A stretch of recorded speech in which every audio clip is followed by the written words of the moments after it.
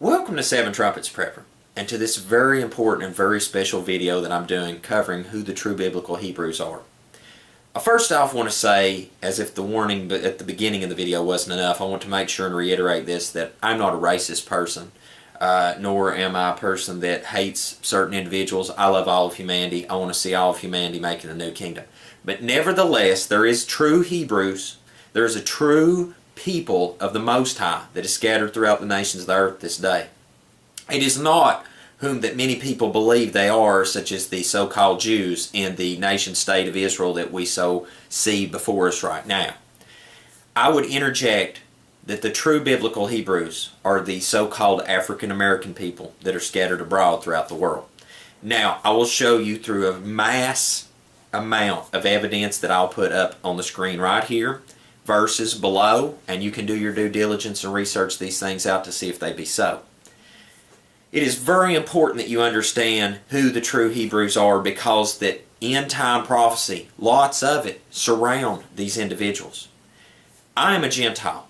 I know exactly who I am, but it seems to be the one group of people in the world that have been, by the rest of the world, tried to be dumbed down to the fact or completely erase their history from history, is the African American people, so-called, that are scattered throughout the nations. Now, please understand that not every single black person is a true Hebrew, but it is those that are under the curse of Deuteronomy 28. And you'll be able to tell by the time that I'm done giving you this information in this video who the true Hebrews are, and you may be one of them.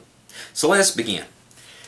In the early pictures that you would see depicted in worship places, churches, and things of this nature, as you can see right here in this image right here, and others that I'll continue to put up, that Messiah was depicted as a black person, an African American person.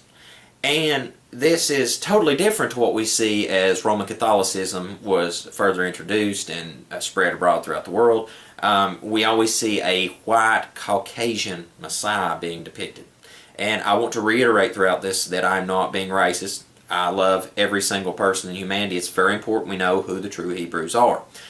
And anyway, as time progressed, though, these paintings and the depictions went from the black African American features to a more Caucasian white feature.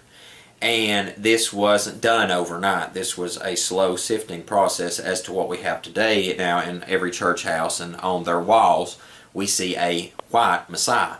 And this could not be further from the truth. Now, I'll put links in the bottom of the video description where you can go see a lot of these abroad on the internet. And I encourage you to research Google, because there's so many remaining artifacts of this from centuries before. As we move forward, there is, after Noah come off the ark, and the sons, Shem, Ham, and Japheth, the sons of Ham is a guidepost that we can use to help us find the true Hebrews, because the sons of Ham, the true Hebrew Israelites, always blended with the sons of Ham. And I'll give you many examples of this. As we read in Genesis 10, it gives the genealogy, and so we can see the beginning of the division of people. But the Egyptians come from their father Ham. In Palestine, if you look at some of the people that are descendants from long ago, they're black. Although we have other people of ethnic background moved into Palestine today, the people that intermingled with the true Hebrews, the Palestinians, many of them are black. And that is from generations back. Not only this, but the scripture states that in Amos 9 and 7, that the Hebrews are like the Ethiopian to him. if we look in Ethiopia, I'd find that most people have no problem understanding that the people there are of black African nature. Now, the sons of Ham, though, as we find in the scripture, we can see that Joseph blended with the sons of Ham, because whenever his other brothers came to receive goods and merchandise to take back to help their family, they did not know that it was him. Now, this could have not went down if he was of another ethnic background, whatever color that may be, to blend with the black African American Egyptian at that time. I'm sorry, they're not American at all, but the black African Egyptian. Okay, so Moses, and make sure to read the scripture as well, Moses blended with the sons of Ham, the Egyptians, because he passed as their own people. We can find this recorded in Scripture. In Acts chapter 21, we find Shaul, Paul, passed as a Egyptian, and was asked this because he spoke Greek. If a man spoke Greek and he was Caucasian color as me, the Roman soldier may have just thought, hey, he's a Greek. But he had to ask him because the ethnic color. Yahushua fled into Egypt. Well, his mother and father took him into the land of Egypt whenever Herod sought his life. Therefore, these people were able to blend and look the same. This is so important to understand because not only is it found in Scripture, but even secular examples such as this right here, National Geographic, showed the black pharaohs of Egypt. See, before the Arab people came in and took over what is modern-day Egypt now as an ethnicity, the people that was there beforehand were of African black characteristic. This is so important to understand because when history is erased by the following generations, that is what is history, unless you do your due diligence and go back and search these things out. Moving forward, in modern Egypt, we find that the Egyptian premier Nasser spoke to the Israeli people at that time whenever they were returning to their said nation, and it was supposed to be the true Israelites. He said, "You left black, you came back white, we cannot accept you." And you can see a quote put up here, right here, I'll put the quote up. Now that's not me, and once again I'm not trying to be racist, anti-Semitic, or whatever you would want to label it. This is other people's statements. This is historical fact evidence. Hitler. I cannot think of a more murderous, sadistic, evil human being than Hitler. Nevertheless, Hitler provides us some very interesting evidence that he knew as well who the true Hebrews was. In a film documentary that he showed to his generals that is documented in Time Life magazine, as you can check out for yourself, and also there's video links in the video description below to other evidences of this where you can see the hard copy of the book being spoke of in the video. Now that doesn't mean that I endorse everything in those videos and other people's thoughts. I'm just showing you that this book does exist nevertheless. In Time Life magazine, it was labeled, I believe the book was labeled The Nazis from every time that I've ever seen it. I've only seen the book a couple times in my life so far, and I want to get a copy of it because it's so powerful. Nevertheless, Hitler shows to his generals who the true Hebrews are and who the posers are. And he describes to his generals that the white-faced kind of, people always say that I kind of look Jewish. That's actually a fair statement because my background is Germanic, Russian. I have, that is my ancestry.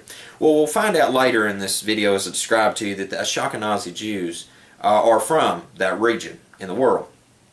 I'm not a Jew. I'm not an Israelite. I'm a Gentile that has accepted Messiah into my heart, Yahushua, to keep his commands, do his Torah and his Father's commands, and trust in him so that I may have eternal salvation. Now, Hitler explained the white person that was posing to be an Israelite as the bastard. And please forgive me, I mean not to be profane. I am describing exactly what was shown in the film. It also showed an African man of nature and facial feature, hair texture, as the true Hebrew. And it broke this down and digressed very deep. It went extremely deep. It was profound to me how much emphasis he put on explaining to his generals who the true Hebrew were. It was shocking. I encourage you to look into that. If Hitler, a psychopathic murderer, that I totally acknowledge that genocide was taking place and that Hitler tried to kill many people, especially Auschwitz, is a terrible atrocity upon humanity. But nevertheless, these people are not the true biblical Hebrews.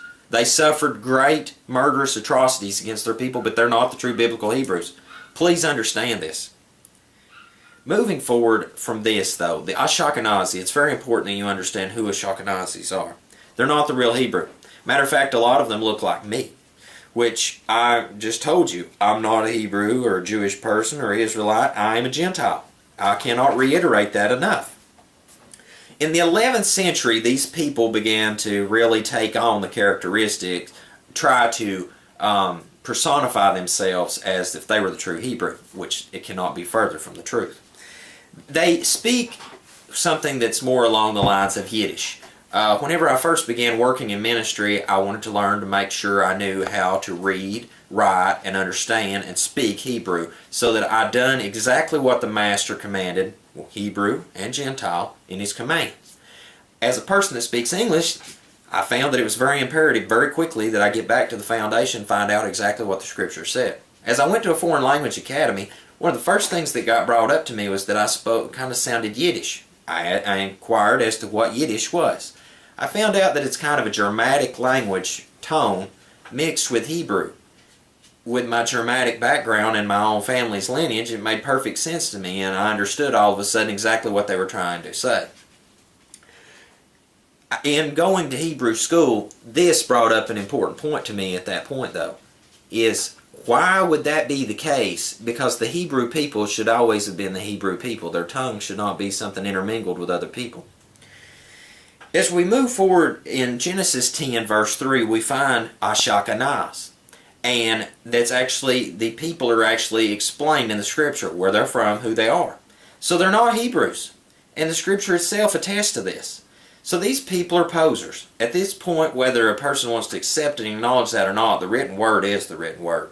Neither you nor I can do anything to change that. Well, unless you're like the beast power in Rome and want to change times and laws, I guess you could probably attempt to change Scripture as well, but I'm not Babylon. I'm a servant of the true Most High, and I want to do exactly what His Word says.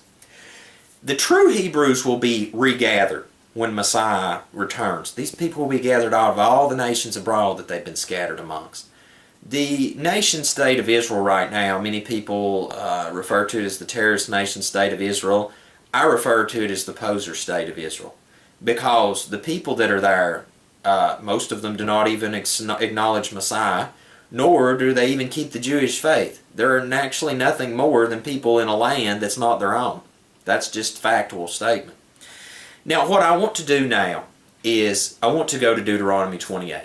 Because Deuteronomy 28, out of all the peoples and nations of the world, tongues, ethnics, and backgrounds, they define out one population of people that are more unique than any population of people up on the planet of Earth.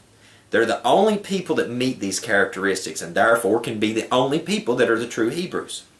So let us begin.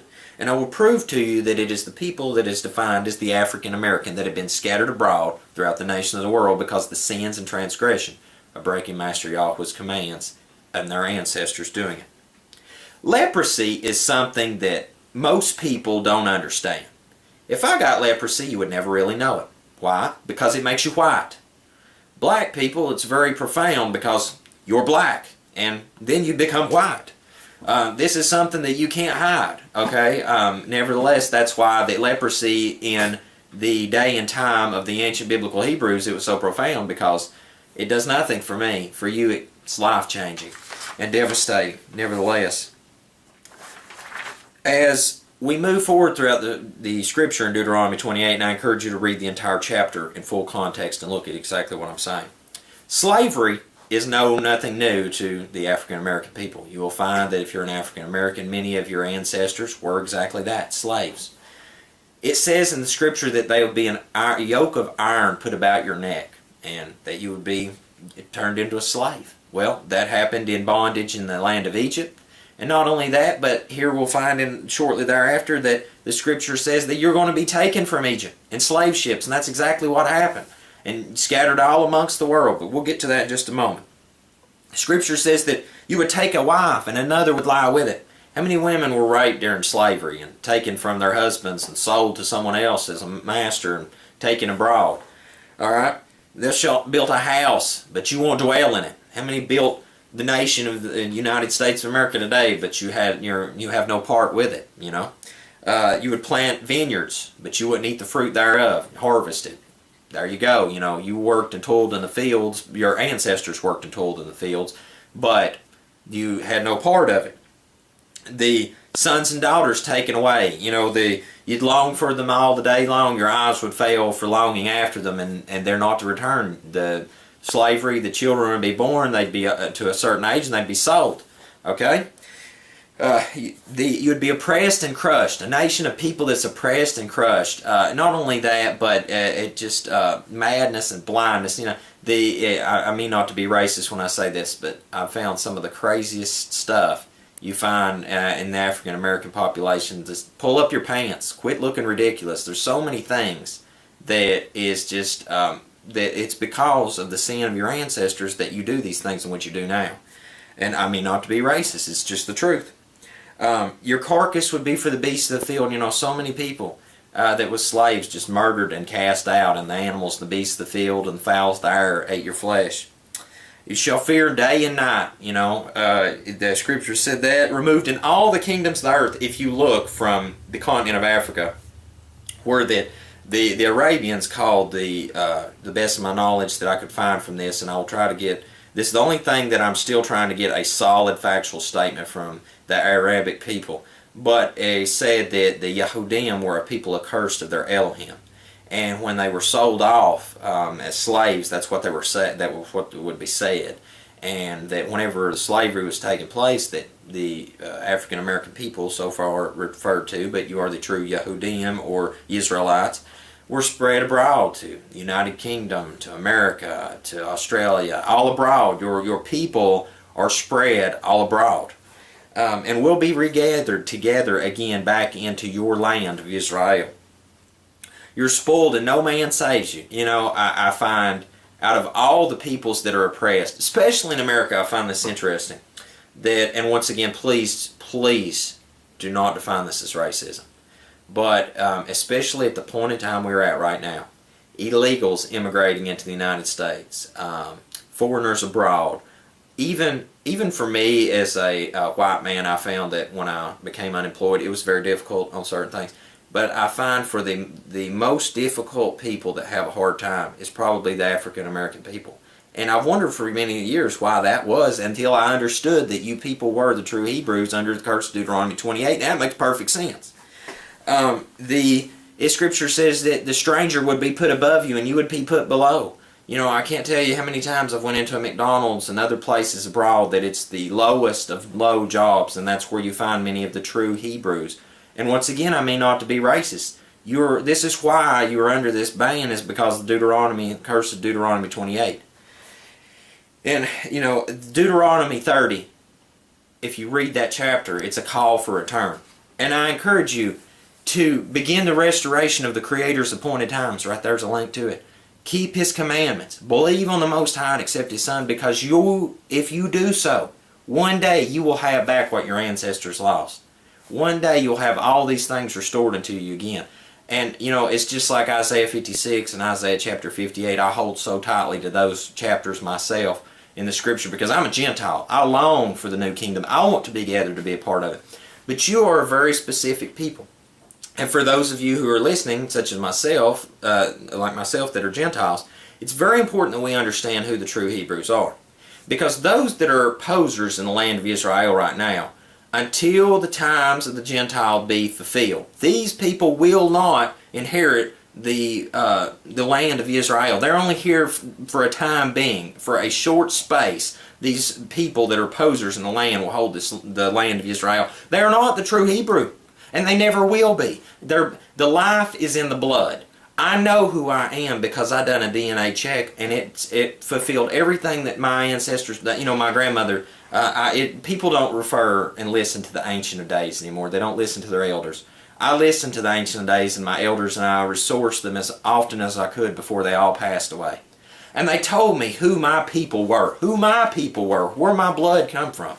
And when I done that DNA check and they tested it, it traced it just down the line, right down the line to my people, my ancestors and those that were Ancient of Days that were still alive with me, told me exactly who they'd be.